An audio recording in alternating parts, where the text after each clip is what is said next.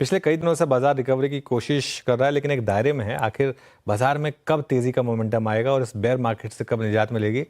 इन सब सवालों पर जवाब देने के लिए हमारे साथ एक्सिस सिक्योरिटीज के सीईओ नवीन कुलकर्णी जुड़े हैं। नवीन जी, गुड आफ्टरनून।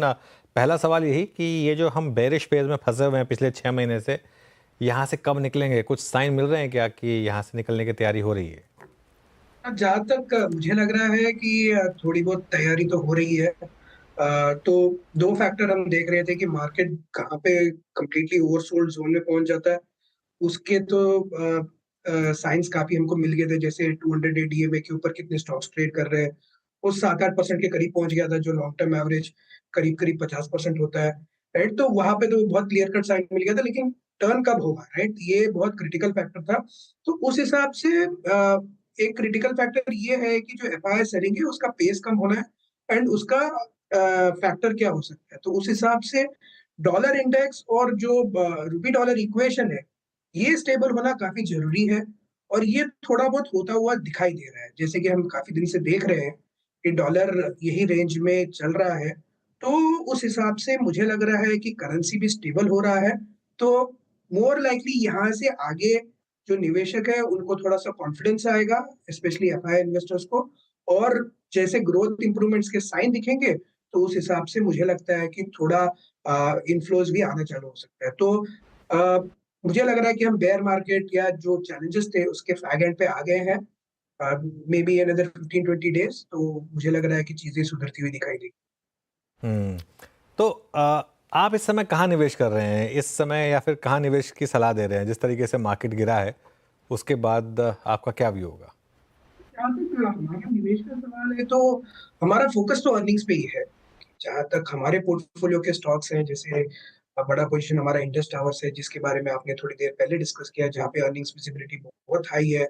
इंडियन होटल्स है, जहाँ पे अर्निंग्स विजिबिलिटी अगेन बहुत हाई है। ये क्वार्टर काफी स्ट्रांग गया है होटल्स के लिए, जहाँ तक समझ में आ रहा है। जनवरी फरवरी जो चैनल चेक्स के हिसाब से समझ में आ रहा है कि been the best ones ever for this industry. Quarter 2, sorry, मतलब क्वार्टर 1 जो होता है फिजिकल ईयर का, वो भी शायद ठीक होगा, क्योंकि वहां पे वेडिंग डेज काफी है। तो जो जो हमारे स्टॉक्स हैं जहां पे अर्निंग्स विजिबिलिटी हाई है, वही फोकस एरिया है।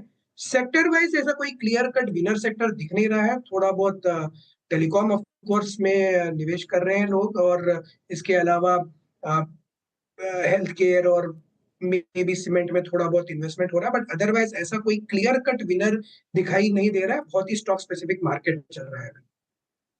स्टॉक स्पेसिफिक मार्केट है, आपकी अप्रोच भी वही है। नवीन जी, वेरी गुड आफ्टरनून, श्रेया बात कर रही हूँ। लेकिन सर, आईटी सेक्टर पे आपका व्यू जानना चाहूँगी। जिस तरीके से लगातार इस पर डेंट पड़ता जा रहा है, कल के सत्र में देखिए और इनफैक्ट आज के सत्र में देखिए लगभग 3.5% से ज़्यादा गिरकर कारोबार कर रहे हैं। हम इनफैक्ट आज के शो में भी डिस्कस कर रहे थे, जिस तरीके से गिरावट आई है, क्या इस गिरावट में आप एक्सपोजर बढ़ा रहे हैं या फिर इट्स अ नो नो? जहां तक आईटी सेक्टर का सवाल है, वहां पे दो ट्रिगर होते हैं सेक्टर में। एक तो डॉलर का ट्रिगर होता है काफी स्ट्रांग, जैसे डॉलर बढ़ता है तो ऑब्वियसली आईटी सेक्टर को बेनिफिट होता है। और दूसरा ऑब्वियसली जो डिस्क्रिशनरी स्पेंडिंग है, स्पेशली यूएस इकोनॉमी में और डेवलप मार्केट्स में, उससे काफी बेनिफिट होता है। अभी आईटी सेक्टर में ये दोनों जैसे डॉलर का इम्प्रूवमेंट ज्यादा कुछ होता हुआ दिखाई नहीं दे रहा है, तो डॉलर स्ट्रेंथनिंग अभी नहीं दिख रहा है आईटी सेक्टर के लिए। और दूसरा, ओवरऑल जीडीपी का अगर वीकनेस आ सकता है बिकॉज ऑफ टैरिफ्स और बिकॉज ऑफ अदर चैलेंजेस, तो उस हिसाब से आईटी सेक्टर में थोड़े चैलेंजेस आ सकते हैं।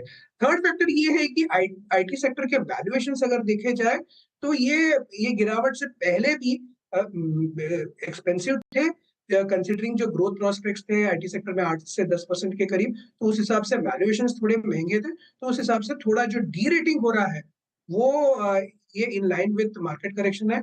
जब ये डी रेटिंग साइकिल रुकेगा, उसके बाद हम इस पे फोकस कर सकते हैं। ठीक है, तो फिलहाल ये कुछ पिक्स आपके तरफ से आईटी। एक और सेक्टर पे आपका व्यू जानना चाहूँगी, एफएमसीजी सेक्टर। इसमें जैसे हमें उम्मीद थी बजट के बाद एक रैली देखने को मिलेगी, वो इनफैक्ट नज़र नहीं आई। लेकिन एफएमसीजी को लेकर आपका क्या आउटलुक है? क्या आप यहाँ पे वेटेज बढ़ा रहे हैं या फिर ये भी रेड फ्लैग है? जहां तक एफएमसीजी सेक्टर का सवाल है, इसको दो तरीके से देख सकते हैं। एक तो टिपिकल स्टेपल्स के जो स्टॉक्स है, वहां पे हम देख सकते हैं। वहां पे मेन बेनिफिट यही होता है कि अगर मार्केट कोई भी डायरेक्शन में हो, तो वहां पे थोड़ा डिफेंसिव नेचर होता है, लेकिन ये सेक्टर के वैल्यूएशंस अभी भी सस्ते नहीं है। दूसरा चैलेंज ये हो रहा है कि जो नॉमिनल ग्रोथ रेट है या वॉल्यूम ग्रोथ रेट है, ये सेक्टर में काफ़ी टाइम से मिसिंग है। लेकिन इसके अलावा अगर हम बजट के हिसाब से देखें या अगर जो गवर्नमेंट के जो पे आउट्स हैं, जो डोल आउट्स हैं, उस हिसाब से देखें, तो मुझे लगता है कि रिटेल सेक्टर जो है, वो ज़्यादा अच्छा प्ले हो सकता है, क्योंकि जो-जो बेनिफिट लोगों को मिलेंगे, वो रिटेल कंजम्पशन में दिखने की संभावना काफ़ी ज़्यादा है। तो रिटेल कंपनीज़ का जो नॉमिनल ग्रोथ रेट है, वो मुझे पिकअप होता हुआ दिखाई दे सकता है, एंड वहाँ पे मुझे लग रहा है कि निवेश करने पे रिटर्न्स बनने की संभावना ज़्यादा है compare to the FMCG stocks. Meanwhile Nifty देखिए आप एक बार ज़रा, अब हम आ गए हैं ऑलमोस्ट 22,475 पर। जी हाँ, ठीक है, डे हाई तो 22,577 था, लेकिन डे लो 22,329 था। तो इंटरडे लो से अब करीब करीब 140 पॉइंट की अब हम रिकवरी दिखा चुके हैं। नवीन जी, क्या ये माना जाए कि एक अजम्पशन अगर हम ये लगाएं कि इस साल सेकेंड हाफ में शायद एफआईआईज भी भारत में लौटेंगे, इसके चांसेस हैं क्या, कंसिडरिंग जिस तरीके से डॉलर गिर रहा है, जिस तरीके से अब भारतीय मार्केट में लार्ज कैप के वैल्यूएशंस हो गए? जहाँ तक एफआईआईज का लौटने का सवाल है, मुझे तो बहुत क्लियरली यही समझ में आता है कि इवेंचुअली मार्केट अर्निंग्स को चेस करता है। तो उस हिसाब से अगर देखा जाए कि क्वार्टर 1 ऑफ एफवाई 26 है, वो उसको अगर देखा जाए तो वो on the base of Q1 FY 25 काफ़ी अच्छा दिखाई देगा। सिमिलरली क्वार्टर 2 भी अच्छा दिखाई देगा, और होल ऑफ एफवाई 26 मुझे लगता है कि अर्निंग्स ग्रोथ वाइज़ मुझे लगता है कि काफ़ी ठीक रहना चाहिए। तो उस हिसाब से जो विदेशी जो निवेशक हैं, वो मुझे लग रहा है कि फॉरेन इन्वेस्टर्स वो मे बी क्वार्टर 1 से आना चालू हो जाए, क्योंकि टिपिकली इन्वेस्टर्स प्रीएम्प्ट करते हैं चीज़ों को, तो उस हिसाब से काफ़ी हाई चांस है कि आप अप्रैल, मई, जून महीने में एफआईआईज़ की बाइंग दिख सकती है हमें। ठीक है, फिलहाल टेलीकॉम, हेल्थ केयर और इन पर्टिकुलर काउंटर्स पे आपका व्यू। लेकिन सर, ये ज़ोमैटो और स्विगी पे भी आपका व्यू जानना चाहूँगी। क्विक कॉमर्स स्पेस को लेकर जैसे कई डेवलपमेंट्स आ रहे हैं और यहाँ पे एक्सपेंशन देखने को मिल रहे हैं, इसको लेकर आपका नज़रिया बदला है क्या? क्या करना चाहिए इसमें? आप क्या कर रहे हैं? कि जहाँ तक ये स्टॉक्स का सवाल है, कंपनी प्रोस्पेक्ट्स काफ़ी अच्छे हैं लॉन्ग टर्म वाइज़, लेकिन चैलेंज हमारा वैल्यूएशन पे ही रहा है, तो उस हिसाब से हम एंट्री पॉइंट के लिए थोड़ा वेट करेंगे ज़ोमैटो या स्विगी में।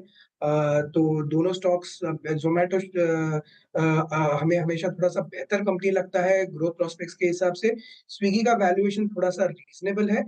मेबी ये करेक्शन में देख सकते हैं, लेकिन अभी इस दौरान हम इन स्टॉक्स में निवेश करने का प्लान नहीं कर रहे हैं। ओके, इस समय कोई और फ्रेश थीम्स जो आपने आपकी टीम ने आइडेंटिफाई करी हो जिस पर आप बात करना चाहें?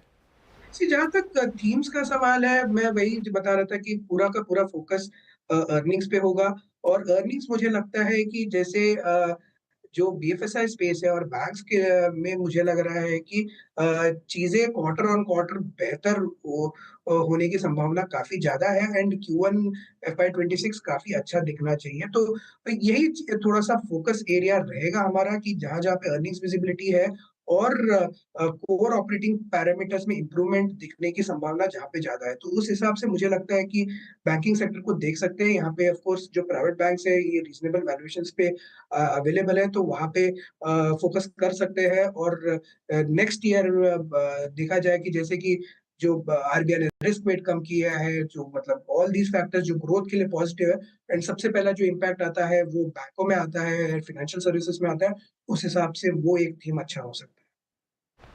ठीक है, ये थीम्स आपको पसंद आ रहे हैं जहाँ पे अर्निंग विजिबिलिटी स्ट्रॉन्ग दिख रही है आपको।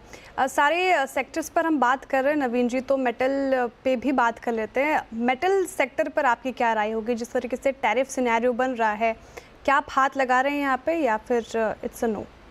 जहाँ तक मेटल सेक्टर का सवाल है, फ़ोकस चाइना पे ही रहता है। तो इस दौरान थोड़ा-सा क्लैरिटी नहीं आ रहा है, जैसे स्पेशली फेरस में, लेकिन मुझे लग रहा है कि एल्यूमीनियम अभी भी अच्छा कर सकता है इस साल। तो एल्यूमीनियम रिलेटेड स्टॉक्स अगर आप देखें कि वेदांता हो, ये सब स्टॉक्स में देख सकते हैं। फेरस में थोड़ा-सा कॉशियस रहेंगे, थोड़ा और इम्प्रूवमेंट की संभावना दिखे तो हम कर सकते हैं। लेकिन वैसे कमोडिटी स्पेस एक इंटरेस्टिंग स्पेस है, और यहाँ पे फोकस मुझे लगता है रखना चाहिए, एंड जो डिप्स है उस पे थोड़ा बहुत ऐड कर सकते हैं। एल्यूमिनियम थोड़ा सा हमारा ज्यादा फोकस रहता है compare to ferrous and other metals. ठीक है, बहुत बहुत शुक्रिया नवीन जी, हमारे साथ जुड़ने के लिए, तमाम सवालों के जवाब देने के लिए, सभी सेक्टर्स पर अच्छी तरीके से बातचीत करने के लिए बहुत शुक्रिया आपका।